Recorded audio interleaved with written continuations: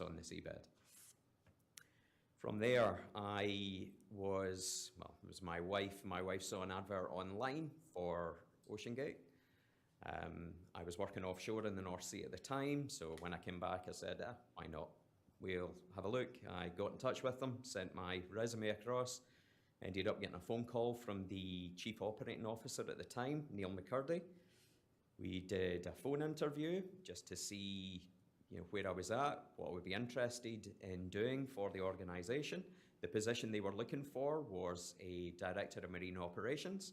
They were looking for somebody that had a background in diving, ROVs, and manned submersibles. Seemed like a good fit. I went across in July. I'll just relate to my notes. I went across in May 2015. And in May 2015, I went across for a couple of weeks to see if the company was a good fit for me. They told me from the outset that the company's plan were to go to the Titanic. Okay. At this point, Mr. Lockridge, Yes. I'm going to ask you to stop. Of course. Okay. I'm going to go back a little bit. I don't want to get too far ahead of your training and certifications. No We're going to get into your operations with OceanGate Sure. in a second. So how many different types or different submersibles have you piloted? Quite a few. Approximation. 7 to 10. Okay. And did all of those or the majority of those require some type of pilot training program? Absolutely, every one of them. Can you talk to me about those pilot training programs? Of course. So with the rescue submersibles, as I said previously, it was roughly a 3-year sort of program to actually work your way up. The qualification for that, because it's a very small industry, rescue submersibles. So the American military have got, Singapore, there's various nations. There's approximately 10 to 12 nations throughout the world that have actually got submarine rescue systems. The percentage of the operators for that are civilian. So the manufacturers of those submersibles, they are the ones that lead the training. The training itself has been gathered and all the information from pilots from a long time ago, from diver lockout pilots that used to work in the North Sea, Gulf of Mexico. The program itself, it's intense. You have to know everything with the submersible. You are dealing with all the classification requirements. You have to know the subs inside and out. So that's the rescue submersibles. In terms of my experience is what carried across to the other submersibles I worked on. Working on the super yacht Octopus, the company that were responsible for, how would I say, oversight, they were the management company that we would deal with regards to any maintenance issues, any training. That was done by DOER, which are based out of California. So I had to go through a training program with them to get certified. They had obviously dealt with the build of the submersible and previous years of the operation on there. When I went, I'll jump ahead post OceanGate, but when I went to go and work for OceanX, I did a 2-week training program. A gentleman called Mark Taylor, very good instructor. We worked together with James Fisher Defence and RUMIC long ago, submarine rescue, and he put me through all the training for it's a 3-person submersible. Those are 1,000-metre subs, and he also carried out the training for surface officer, which allowed you to control the deck operations and tie in with the vessels from there. Yes. So most of my experience is with rescue submersibles for foreign navies. And do you hold any professional merchant mariner credentials? No. I do have qualifications from when I was in the Navy. Relative to that time, I do have small boat license. I do maintain physical exams, which I always have. Done through HSE, offshore oil and gas, ENG1, just to ensure medical ability to actually go in the subs. I have done training courses, but nothing like what you're saying, sir. Yes. And these physicals, Yes. Are those requirements for each individual company, or is that a international standard? It's not an international standard. Some companies do insist, and they will insist you get an ENG 1. When I do submarine rescue with James Fisher Defence and Mansub International, I have to have an HSE diving medical, and preferably offshore survival and offshore medical as well, just to cover those bases. Some of the organisations, they don't require any form of medical qualification at all to operate the subs. And you had mentioned vessel or submersible certification. Yes. Of the submersibles that you piloted, were any of those classed to either DNV, Lloyd's, or ABS standard? Yes, I've worked with the 3 main agencies. I've worked with ABS, DNV, and Lloyd's as well. The only submersible that wasn't fully classed was Cyclops. As a submersible operator, how important is it to you to operate a class submersible? Very. It is paramount. Very important. And can you tell me why? The classification agencies give oversight, and it's a third-party verification. They should get involved from proof of concept, just to ensure that what you're wanting to manufacture is within the boundaries of all the rules and regulations that they've gathered extensively over the years, in coordination with the US Coast Guard, with the US Navy, with other militaries throughout the world. It's very important to follow that path and not deviate from it. If the classification agencies themselves, they are willing to be flexible. And if you go to them and you have a suggestion, any sort of modifications that you want to make to the submersible, give them the documentation. They will go away, they will analyze it, they will sit down, they will do boards, they will talk about it. If they find it feasible, they potentially can give you authorization, even if the vehicle is already classed, to make those modifications. Have you been part of that classification process? Yes, I have.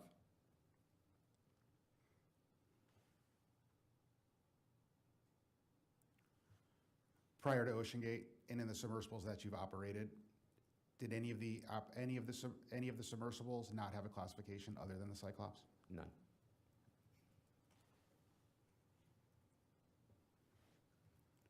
Now I'd like to move into your employment. If you could start, I believe you said it was in 2015. That's correct. So 2015, as I mentioned, I reached out to OceanGate and spoke to the Chief Operating Officer, Neil McCurdy.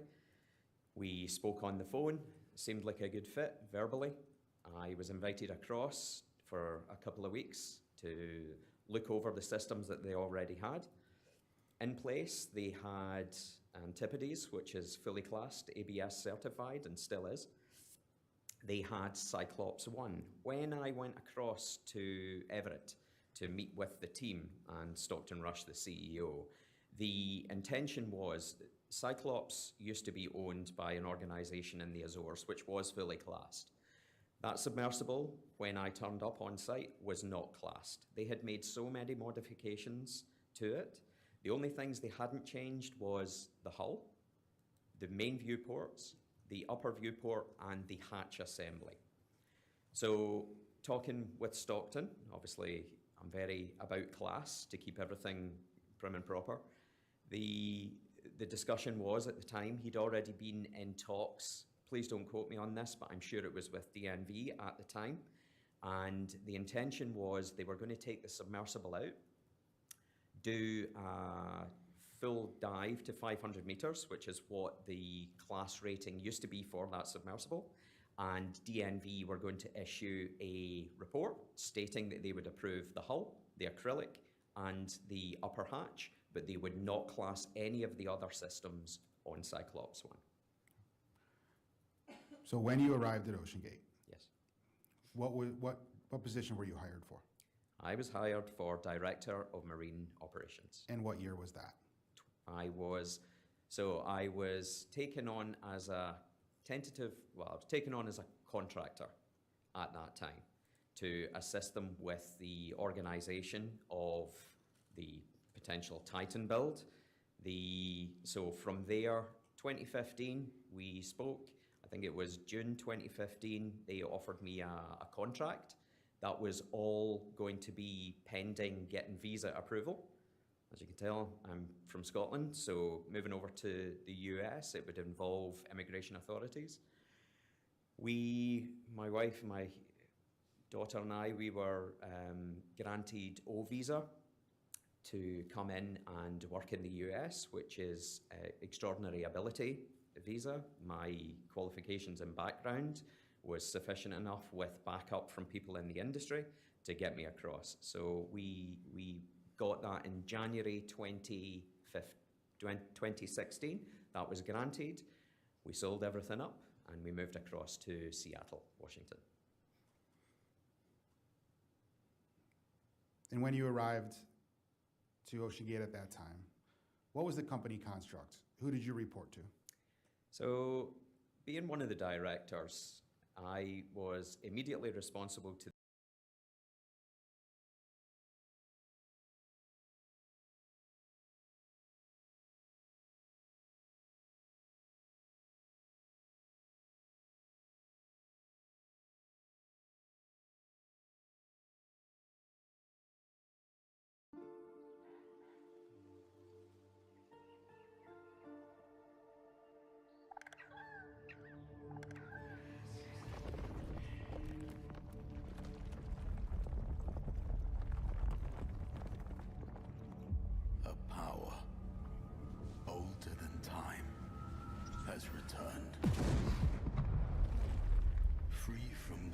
imprisonment, ancient wizard kings come, seeking lost magics and new realms to conquer, turning all whom they encounter, by choice or by force.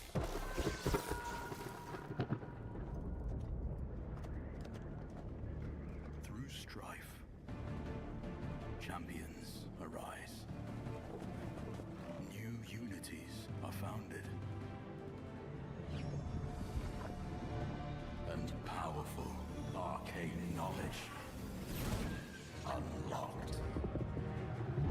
As gods and mortals clash, the forces unleashed will shape a new age of wonders.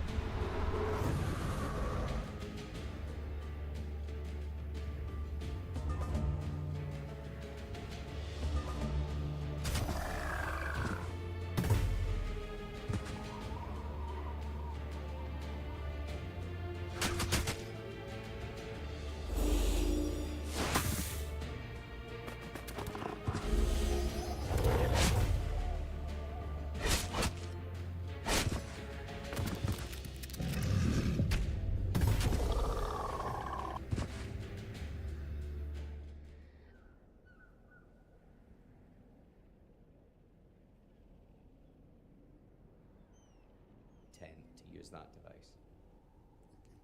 And the next image? Okay, so the next image here is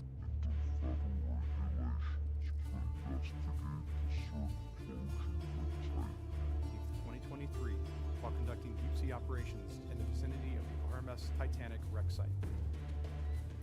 The investigation will determine as closely as possible the factors that contributed to the incident so that proper recommendations for the prevention of similar casualties may be made, whether there is evidence that any act of misconduct, inattention to duty, negligence, or willful violation of the law on the part of any licensed or certificated person contributed to the casualty, and whether there is evidence that any Coast Guard personnel or any representative or employee of any other government agency or any other person caused or contributed to the casualty. I have previously determined that OceanGate Incorporated is a party of interest to this investigation. OceanGate is represented by the law firm of Debevoise and Plimpton. As such, OceanGate has a statutory right to employ counsel to represent them, to cross-examine witnesses, and to have witnesses called on their behalf. I will examine all witnesses at this formal hearing under oath or affirmation, and witnesses will be subject to federal laws and penalties governing false official statements.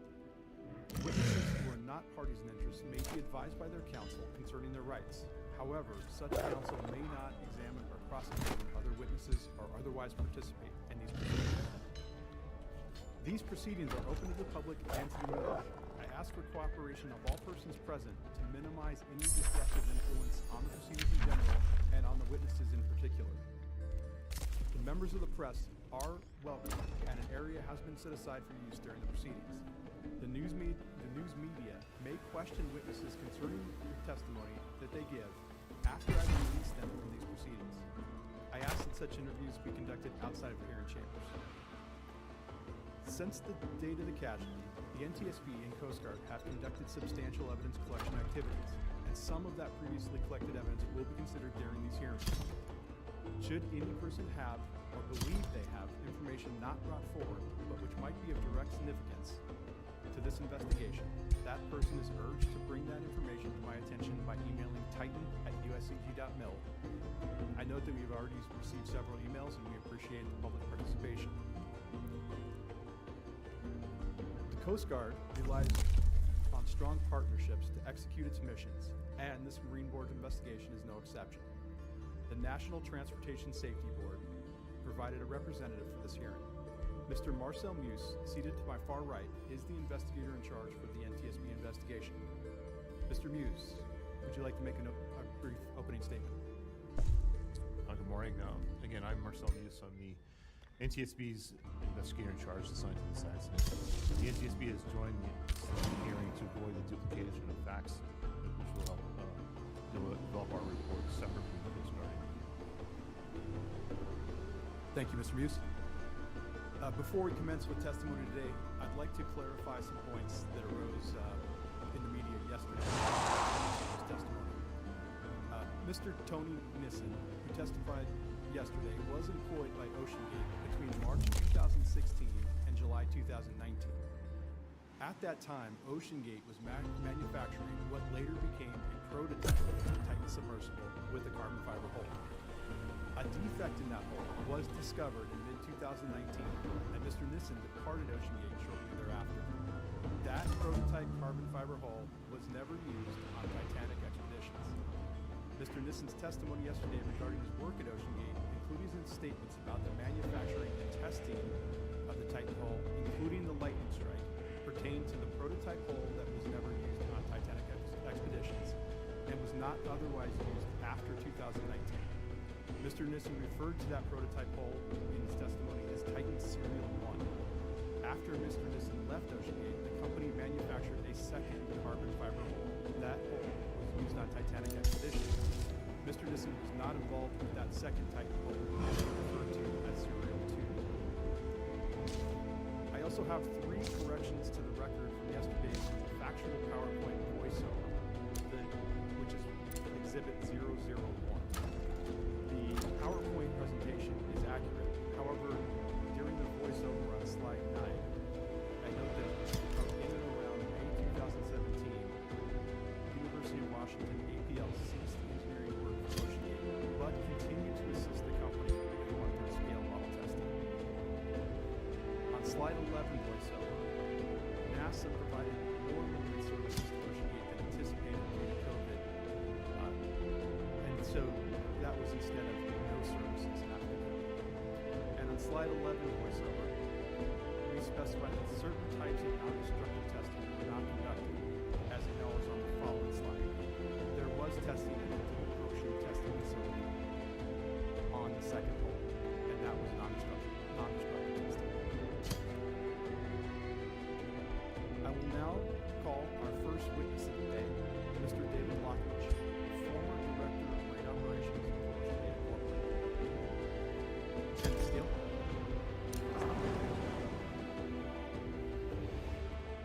A false statement given to an agency of the United States is punishable by fine and/or imprisonment under 18 U.S.C. 1001. Knowing this, you solemnly swear that the testimony you're about to give will be the whole truth, nothing but the truth, so help you God.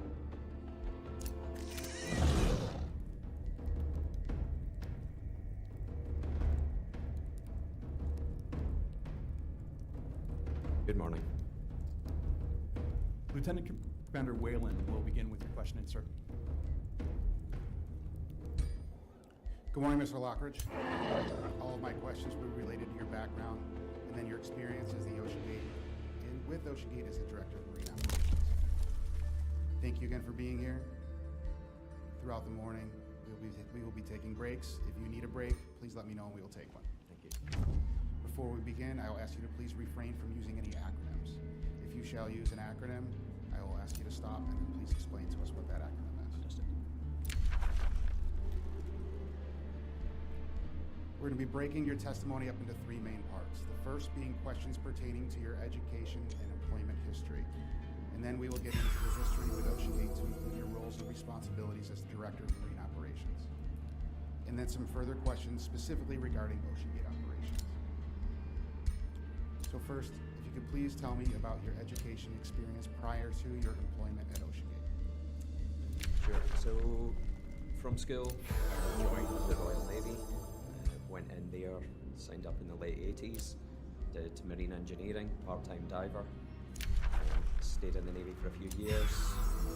Upon leaving, I worked in the electronic manufacturing industry for a few years.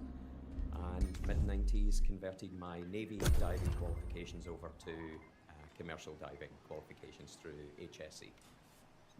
That gave me the ability to do underwater inspection, underwater construction, on and offshore. From there, I also trained and got qualified as an AODC diving systems technician. That's Association of Offshore Diving Contractors. That allowed me to work on air and mixed gas saturation diving systems from chambers, compressors, dive panels, gauges, helmets. After that, whilst continuing to work as commercial diver, I went on and qualified as a IMCA qualified ROV pilot supervisor. From there, I got involved with submarine rescue 23 years ago, and I went on there, started off as a contractor. That was my first introduction to manned submersibles. The company offered me a position. This was with Rumik, who are now James Fisher Defence, who are still active. And from there, I was trained up. It's roughly a 3-year program to get trained up from hatch operator in the back of the rescue submersible, which allows you to actually assist with the rescuees coming from military submarines at depth, coming into the back of the submersible, potentially at pressure, and then from there progressed up to Pilot 2, which allows you to assist the pilot with all the sonar communications, and you're also responsible for the pressurization of the rescue chamber if the military submarine has had, for example, a pressure breach.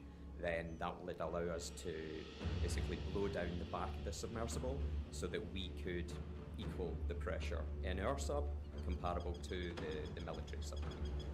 And then from there, progressed on to dry transfer pilot. That basically allowed you to control, manage, to carry out the entire operation. You would be responsible for not only your second pilot, your rescue chamber operating in the back of the sub, but you would also be responsible for all the rescuees that you're bringing out from the military submarine. From there, I went on, I worked for a couple of years in Singapore for James Fisher Defence as well as a submersible pilot on their rescue system, DSAR. I joined MY Octopus, which is a civilian super yacht, and I was responsible for the underwater team on there. We had a 35-ton man sub, a 3,000-metre ROV, and a full diving spread. From there, I decided to do more inspection work, as I did inspection as part of my commercial diving background. I was physically in the water. I decided to advance those qualifications, and I went ahead and I did my CSWIP 3-4U, which is basically a qualification recognised worldwide that allows you to go offshore and run, assist and plan and coordinate underwater inspection projects, whether you are tying in with the ROV superintendent or the saturation or the air diving superintendents on the vessels as well. This allowed us to do inspection of undersea pipelines, platforms, wellheads, anything subsea. The ability to do CSWIP 3-4U allows you to work, as I said, all over the world. You can do it inshore, offshore, and it's a recognised standard. It's recognised globally. From there, I also did some trenching work as part of my ROV background. That basically allows you to, I would go out as supervisor, or I would go out as pilot, or tooling tech. From there, that would allow us to actually go out, bring up subsea telecommunications cables that were damaged, fibre optic cables, bring them up to the ship. They would do repairs on them, put them back down, and with the trenching device, we could basically bury these pipelines, these cables, so that they are protected from any sort of fishing or any sort of hazards on the seabed. From there, I was my wife saw an advert online for OceanGate. I was working offshore in the North Sea at the time, so when I came back, I said, why not? We'll have a look. I got in touch with them, sent my resume across. I ended up getting a phone call from the Chief Operating Officer at the time, Neil McCurdy. We did a phone interview just to see where I was at, what would be interested in doing for the organisation. The position they were looking for was the Director of Marine Operations. They were looking for somebody that had a background in diving, ROVs, and manned submersibles. Seemed like a good fit. I went across in July, just relate to my notes. I went across in May 2015. And in May 2015, I went across for a couple of weeks to see if the company was a good fit for me. They told me from the outset that the company's plan were to go to the Titanic. At this point, Mr. Lockridge, I'm going to Yes. ask you to stop. Of course. Okay. I'm going to go back a little bit. I don't want to get too far ahead of your Absolutely. training and certifications. No We're going to get into your operations with OceanGate in a second. So how many different types or different submersibles have you piloted? Quite a few. Approximation. 7 to 10. And did all of those or the majority of those require some type of pilot training program? Absolutely. Every one of them. Can you talk to me about those pilot training programs? Of course. So with the rescue submersibles, as I said previously, it was roughly a 3-year sort of program to actually work your way up. The qualification for that, because it's a very small industry, rescue submersibles. So the American military have got, Singapore, there's various nations. There's approximately 10 to 12 nations throughout the world that have actually got submarine rescue systems. The percentage of the operators for that are civilian. So the manufacturers of those submersibles, they are the ones that lead the training. The training itself has been gathered, and all the information from pilots from a long time ago, from diver lockout pilots that used to work in the North Sea, Gulf of Mexico. The program itself, it's intense. You have to know everything with the submersible. You are dealing with all the classification requirements. You have to know the subs inside and out. That's the rescue submersibles. In terms of my experience is what carried across to the other submersibles I worked on. Working on the super yacht Octopus, the company that were responsible for, what would I say, like oversight, they were the management company that we would deal with regards to any maintenance issues, any training. That was done by DOE yards, which are based out of California.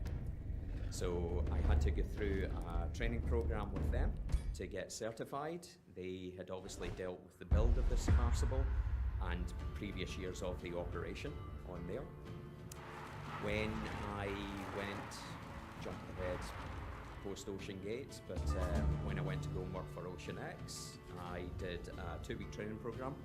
A gentleman called Mark Taylor, he, very good instructor, we worked together with James Fisher Defence and Runic on the road, submarine rescue, and he put me through all the training for it's a 3-person submersible. Those are 1,000-metre subs, and he also carried out the training for surface officer, which allowed you to control the deck operations and tie in with the vessels from there. Yes, so most of my experience is with rescue submersibles for foreign navies. And do you hold any professional merchant mariner credentials? Yeah. I do have qualifications from when I was in the Navy. Relative to that time, I do have small boat license. I do maintain physical exams, which I always have, done through HSE, offshore oil and gas, ENG1, just to ensure medical ability to actually go in the subs. I have done training courses, but nothing what you're saying. And these physicals, are those requirements for each individual company, or is that a international standard? It's not an international standard. Some companies do insist, and they will insist you get an ENG1. When I do submarine rescue with James Fisher Defence and Mansub International, I have to have an HSE diving medical, and preferably offshore survival and offshore medical as well, just to cover those bases. Some of the organisations, they don't require any form of medical qualification at all to operate the subs.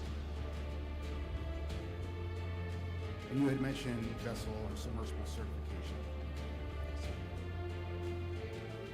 Of the submersibles that you piloted, were the majority, were any of those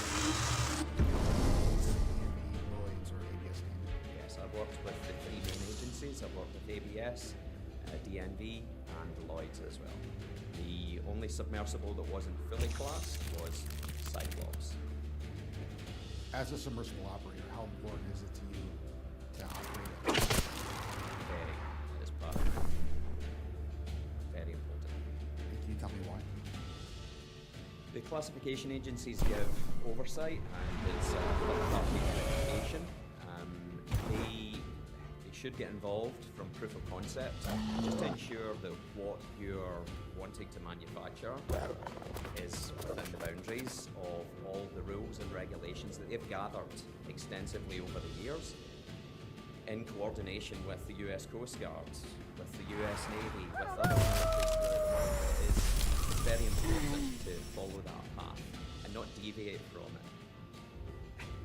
If the classification agencies themselves, they are willing to be flexible, and if you go to them and you have a suggestion, any sort of modifications that you want to make to the submersible, give them the documentation. They will go away, they will analyse it, they will sit down, they will do boards, they will talk about it. If they find it feasible, they potentially can give you authorization, even if the vehicle is already classed, to make those modifications. Have you been part of that classification process? Yes, I have.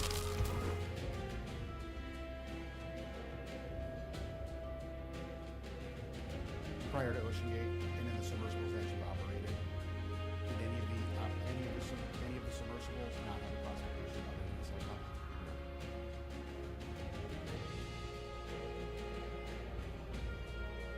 Now I'd like to move into your employment. You start, I believe you said it was in 2015. That's correct. So in 2015,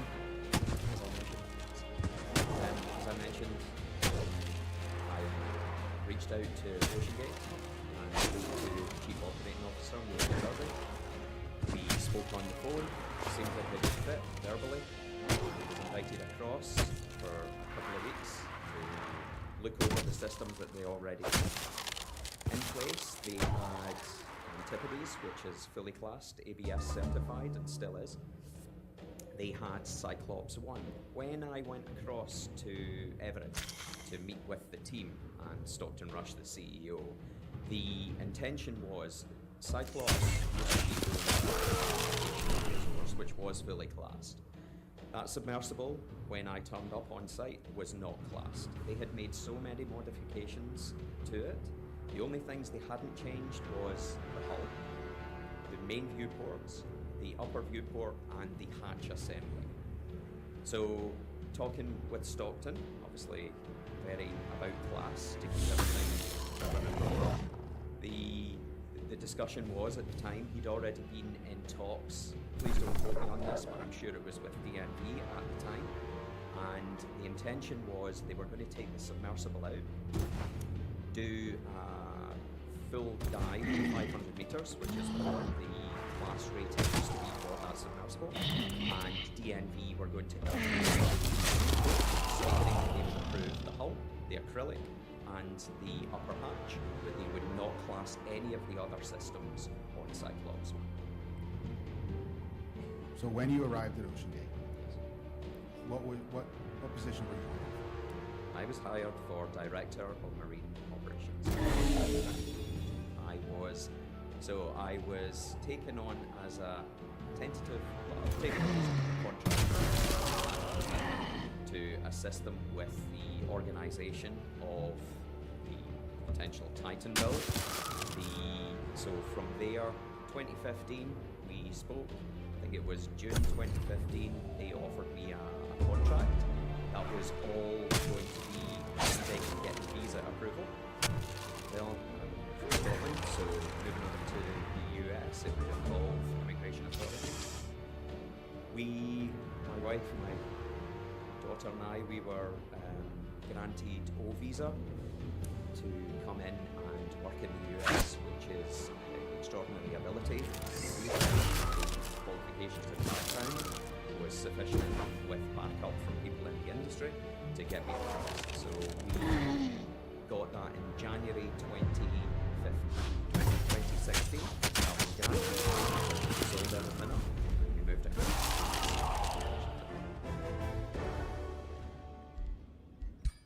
And when you arrived to OceanGate at that time, what was the company construct? Who did you report to? So, being one of the directors, I was immediately responsible to the Chief Operating Officer and the CEO. The Chief Operating Officer at the time was Neil McCurdy, and the CEO was Stockton Rush. That was the two individuals that I reported to directly at that time. And what was your role and responsibility as the Director of Marine Operations? So, Michelle, and this is from OceanGate website. I hope you have no objections to me reading what the job description is. It's readily available. No objection.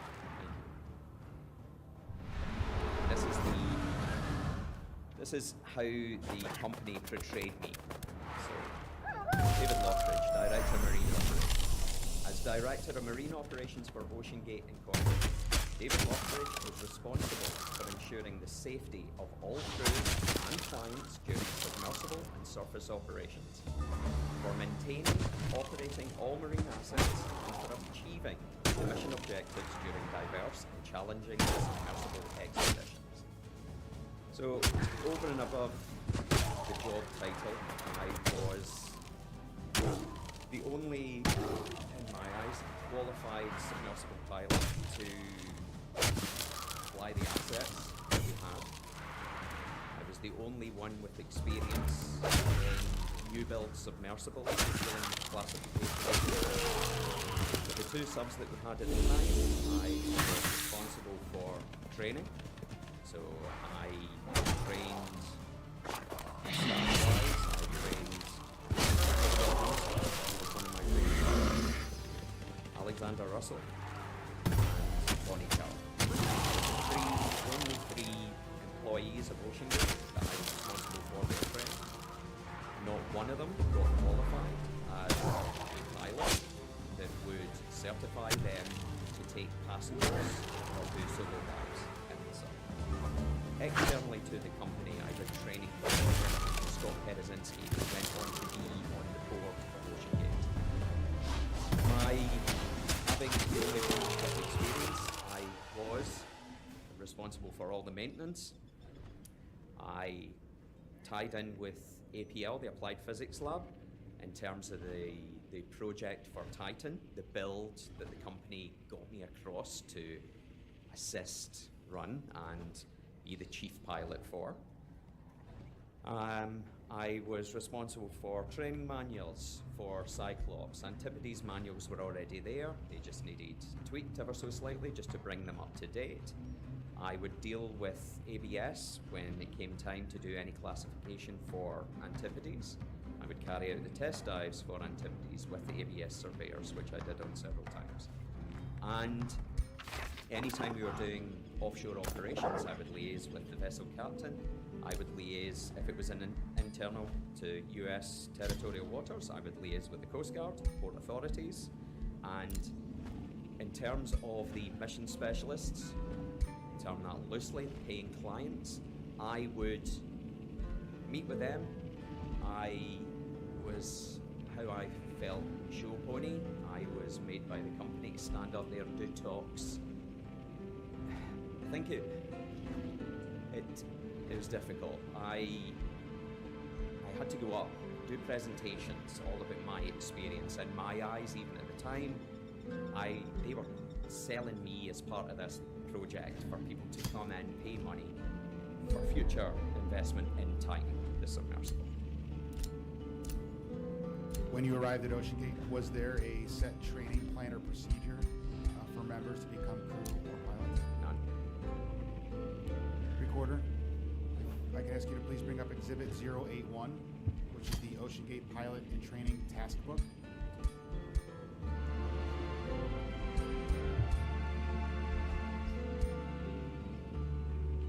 Mr. Lockridge, have you ever seen this document? Yes, I have. Yes. Can you please explain the purpose of this document? Purpose of the document, it tied in with the operations manual for Cyclops and the MS Lars, which was the platform, the dive platform for Cyclops. The pilot training manual itself covered a broad variety of training for the submersible pilots itself. So it provided stability calculations, gas calculations, makeup of the hull, emergency procedures, standard operating procedures. I wrote into this manual as much information as I possibly could. There were things that, unfortunately, senior management, Stockton Rush, Neil McCurdy, I was reined in slightly. There is a lot more I would have put in this manual. The intention for Ocean Gate, unbeknownst to me when I came across, they wanted to be able to qualify a pilot in a day. Somebody that had never sat in a submersible. They wanted people to basically come in, get checked out as pilots, and be able to take passengers down in the sub. That is a huge red flag. That is no. We don't do that. It's a long process. It's not just a case of sitting down, driving a submersible around. There's a lot more to it. You've got to understand topside operations, weather, limitations on vessels, launch recoveries. There's a lot to cover, and I met resistance with that, but I got into this manual as much as I possibly could to get it approved by senior management, which it did. In this manual, as it states, manned submersible Cyclops 1. Yes. Was this specific to the Cyclops 1? Correct. Was there another manual for the Antipodes? I said there was a manual for Antipodes, yes, that's correct.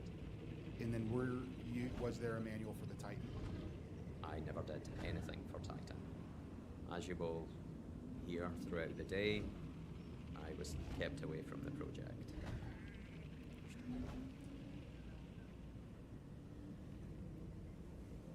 So you had stated that some of you tried to put as much information into this as you could to That's include correct. topside operations and other things as such. With regard to that, you said that you raised your concerns to OceanGate management. Oh, for a lot of things.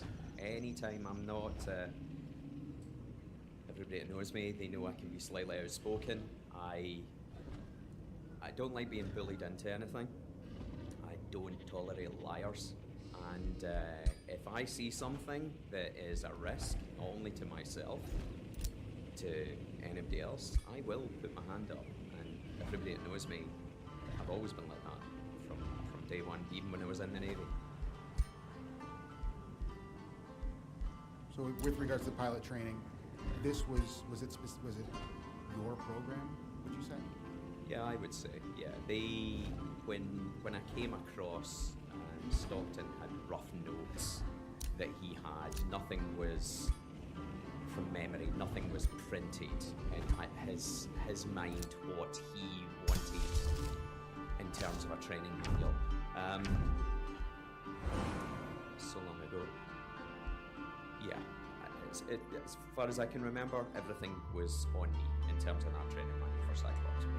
What was Mr. Rudge's experience that you So, I had been led to believe that he was trained, please don't quote me, a gentleman called Scott Cassell, who's a submersible pilot, and Stockton verified that he was qualified by that individual. Since 2009, when the company was set up, he, alongside the contractor Tim Carson, who was present yesterday, would pretty much do all the dives for activities for Cyclops before I came along.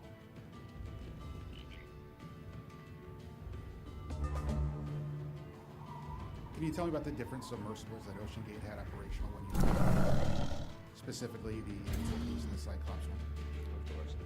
Antipodes is a 1,200 foot submersible. It's a 5-man submersible, so a pilot, 4 passengers. It's got acrylic dome either end, so the pilot would actually fly that vehicle from the center section of the sub itself. The sub design was approved long before I came on the go. That submersible, from memory, was initially a diver lockout vehicle from the 70s. I think it's roughly the same age as me. And it got changed under approval by ABS to make it more of a passenger submersible. It had an upper hatch with a tower on it, which was used for egress and ingress of passengers getting in and out of the sub. And very basic buoyancy systems on that. It did have emergency systems, full life support system on there as well. The Cyclops one was under development, and when I came across during 2015 and at the start of 2016, before they were dismissed by the OceanGate Engineering Department, I worked closely with the Applied Physics Lab, Dave Dyer and Mike, and the rest of the guys at my team. You had mentioned earlier that the Cyclops one was previously a class submersible. That's correct. And when it came to be owned by OceanGate, there were modifications that were made that took it out of class. Very much so, yes. The entire control system, steering system, propulsion, everything was removed. And I think that is why, when I saw that document in 2015, the approval letter or report from who I think it was DNV, classing the hull, the acrylic, and the upper hatch, I can see why that is all being recertified. Fortunately, at that time, we had excellent engineering support from APL, so they provided electrical, electronics, mechanical, and I worked very closely with them until Innocent started. And when you, at this point in 2016, when you came into the company, how far along was the Titan project? There was nothing. It was concept. There was no material, nothing had been wound, no material had been fabricated, nothing. It had been made clear to me from the outset I was coming across to assist with the build. My experience working with class was going to be paramount in actually producing a successful product. That was the intent, and yeah, there was nothing at all. APL, everything control systems wise, they were testing things on Cyclops 1.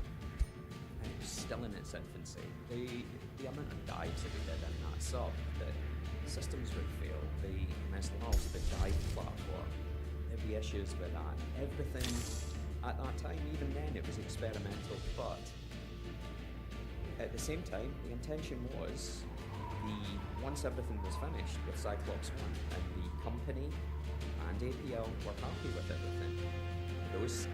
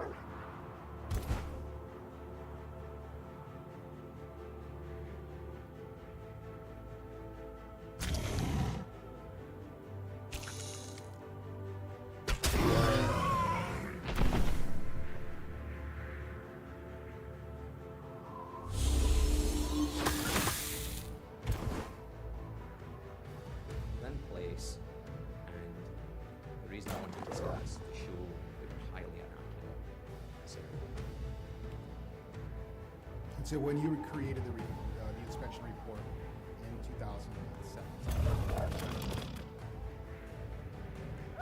was your intention delivering the report to Dr. Rush and Tony Nissen? It was to highlight it to everybody. Everybody that's on that, they knew my displeasure. They knew my dissatisfaction. They knew. I mean, as I said, I wasn't allowed into like told this. I'm not allowed to go into the board meetings because we know you will open your mouth. You know, there's things like that. I'm not shy when it comes to safety. If I don't agree with it, as I said, put it down in writing, submit it, and everywhere else I've worked, it would be addressed. It would be addressed at the highest level. I mean, if occasions it wouldn't even reach that level where it has to go at the highest level, is something that the ops team needs to do. Corrective actions were put in place in operations manuals and standard procedures. Yeah, so I mean, in terms of reporting, I would report everything. My team said it got whittled down to next to nothing. We would report everything. Through me, I would submit that to senior management, and it was all built up. So what happened when you submitted this report to the senior? So when I submitted the report to senior management, I got a message to say that meeting in the boardroom at the facility, and that meeting turned out to be 2-hour, 10-minute discussion on my termination and how my disagreements with the organisation with regards to safety. And who was involved in this meeting? So at the meeting there was Scott Griffith, the quality manager for Titan, the Stockton Rush CEO, Tony Nissen, Bonnie Carroll, and myself. And throughout the meeting, did they ask you for why you had these concerns? Most of the talking, I mean, as I said, I hope this entire report becomes public knowledge and it's allowed to be very beneficial and everybody hearing regard for safety and disregard for advice. But I mean, during this, they highlighted so many things. The review board, you know, basically during the dismissal.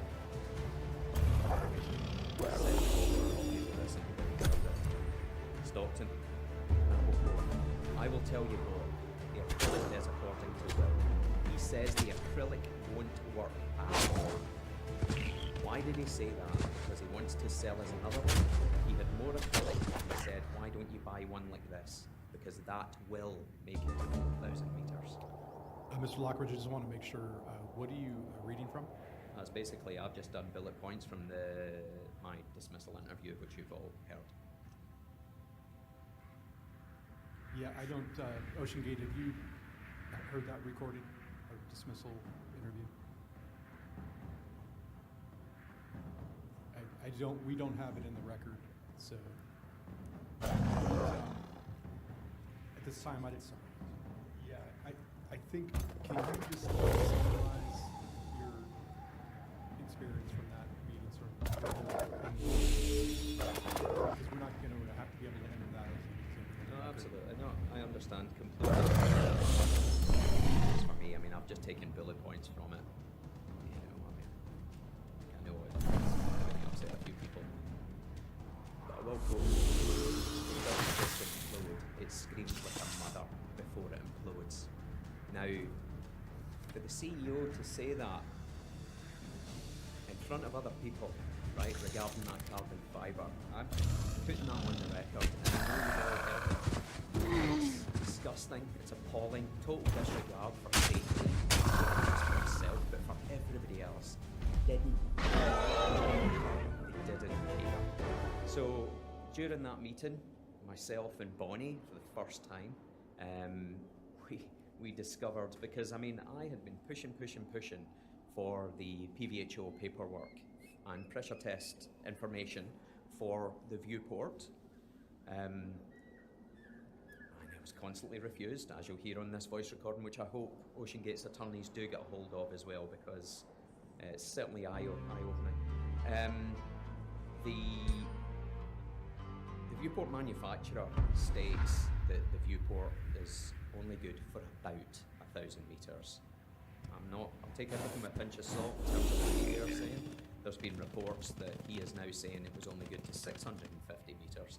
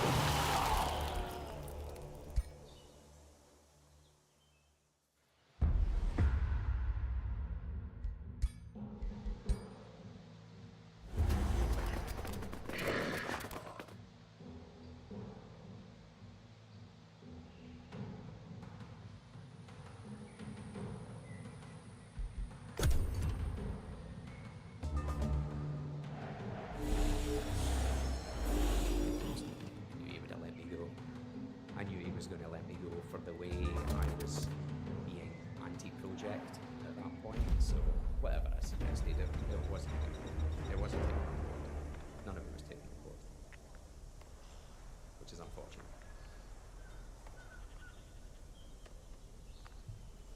Do you think the testing or the man testing of that submersible, how do you think that would, if it would have, how would that have affected the submersible industry? If it had imploded with people in it? Do you mean?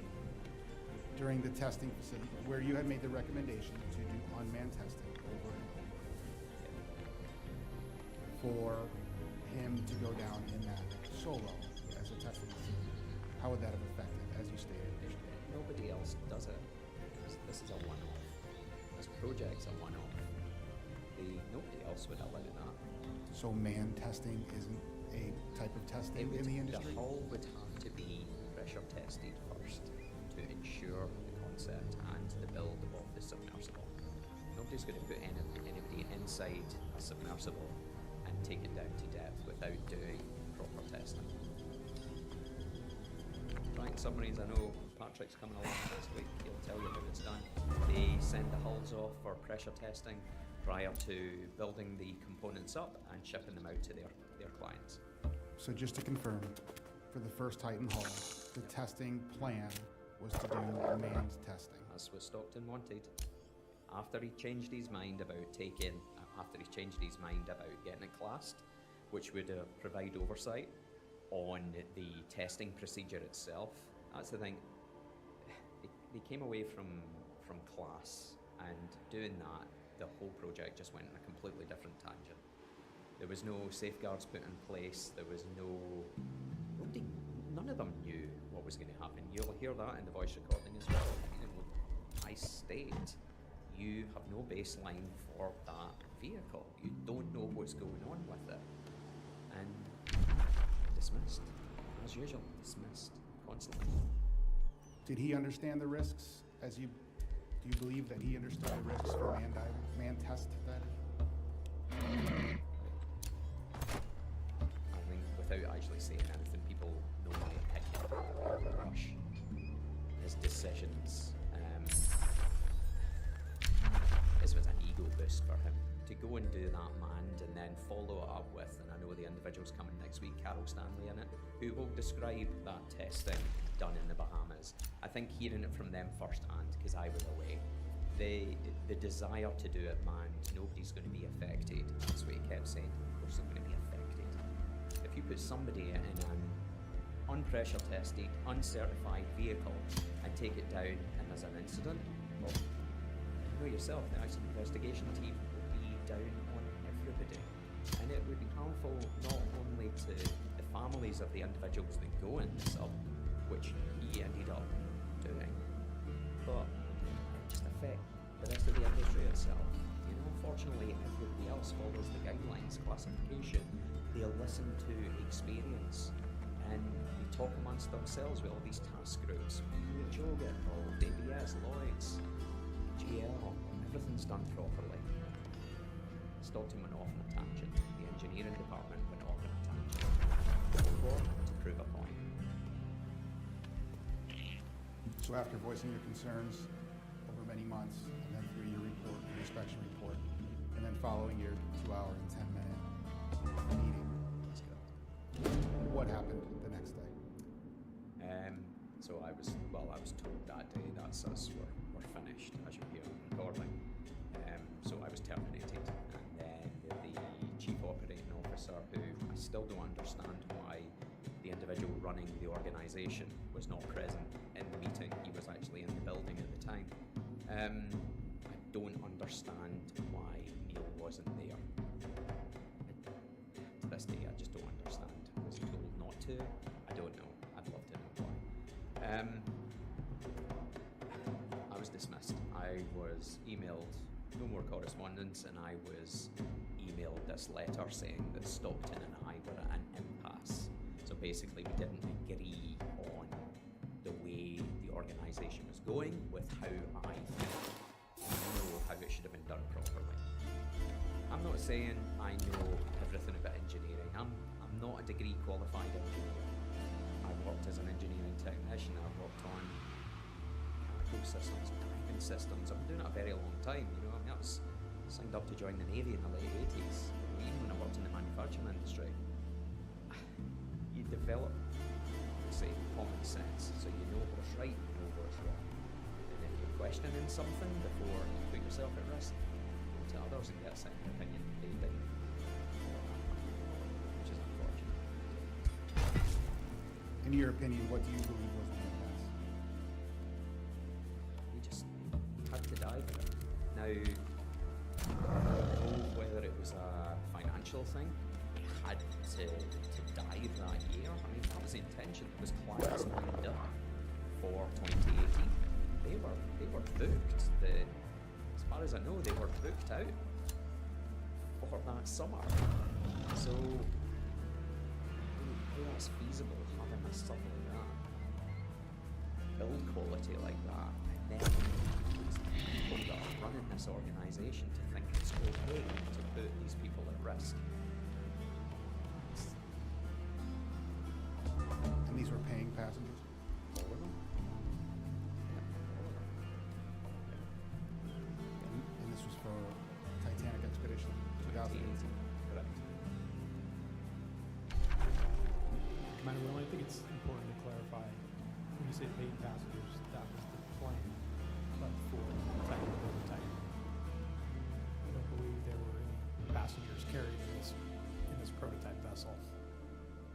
So I just want to clarify, Mr. Lockridge, that when you say passengers for hire or mission specialists, that was the plan, but you never saw that occur for the prototype hull. That is correct. Before that thing even saw rainwater falling on it, I was away. I had nothing to do with any operations manuals, anything. I had nothing to do with it at that point, which was alarming, which is why I followed the path I decided to do, so that to protect public safety, I went down the OSHA route. So, just so for the record, so when you departed, when you were terminated in January of 2018, what was the condition of the first Titan?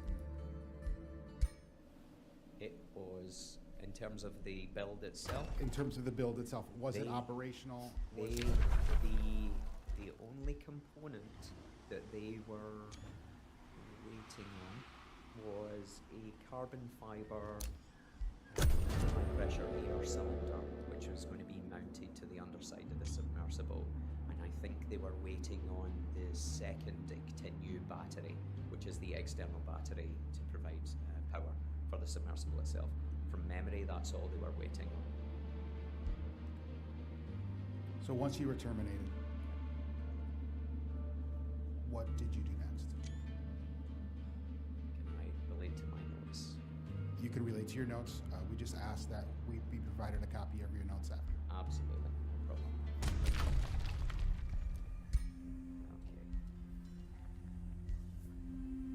So,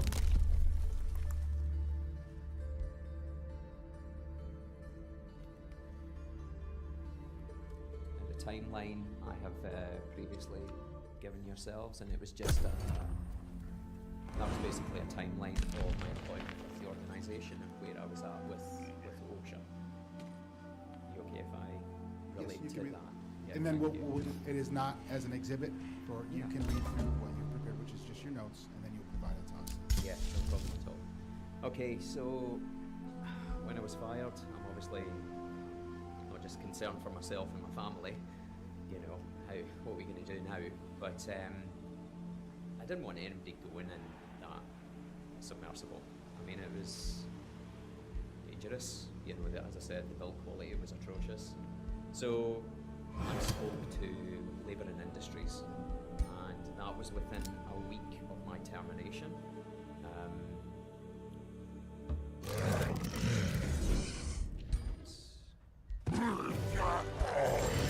Okay, so I was terminated on the 19th of January.